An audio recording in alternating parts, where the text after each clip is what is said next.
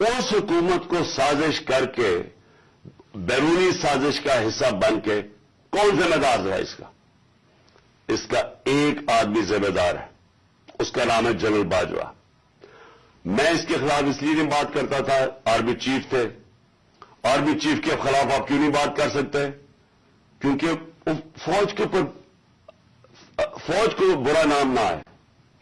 ہم سب سمجھتے ہیں کہ اس ملک کو جو میری طرح کے لوگ آزاد ذہن کے لوگ ہیں، ہم تو اپنی فوج کو چاہتے ہیں مضبوط ہو، ہماری تو ساری پوری کوشش ہے کہ مضبوط فوج ہو تاکہ ہم آزاد ملک رہ سکیں۔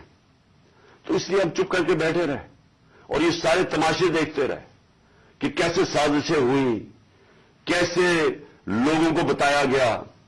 میں آپ کے سامنے ذرا ایک چھوٹی سی کلپ دکھانا چاہتا ہوں کہ اگر آپ کو کوئی شک ہے کہ ہوا کیا، تو پہلے تو الیکشن سے پہلے ہماری حکومت گرانے سے پہلے 4 نون لیگ کے جو بڑے نام ہیں انہوں نے کیا کہا؟ ان سے جب پوچھا گیا کہ جناب آپ نو کانفیڈنس موشن کامیاب ہو سکتی ہے اسٹیبلشمنٹ کے بغیر، اور یہ انہوں نے کہا، ذرا یہ سب اب میں چاہتا ہوں پہلے سب دیکھیں۔ فیصلہ کرتا ہے وہ تھا آرمی چیف اس وقت کے جنرل باجوہ۔ انہوں نے یہ فیصلہ کیا ہمیں ہٹانے کا۔ کیا وجہ تھی اس کے پیچھے؟ کیا یہ سمجھتے تھے کہ واقعی شہباز شریف اور یہ اسحاق ڈار کوئی بڑے جینیسز ہیں جو آ کے ملک کو ہمارے سے بہتر چلا لیں گے؟ کیا وجہ تھی کہ انہوں نے ایک سٹنگ گورنمنٹ کو گرا دیا؟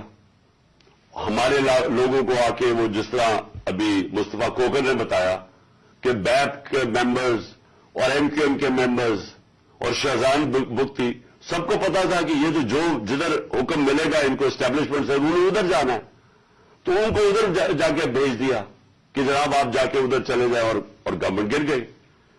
تو میرا اگلا سوال یہ ہے، جب گورنمنٹ گر گئی اور پھر ان کو یہ چیز کا علم ہوا کہ عوام ہمارے کے ساتھ آگے کھڑی ہو گئی،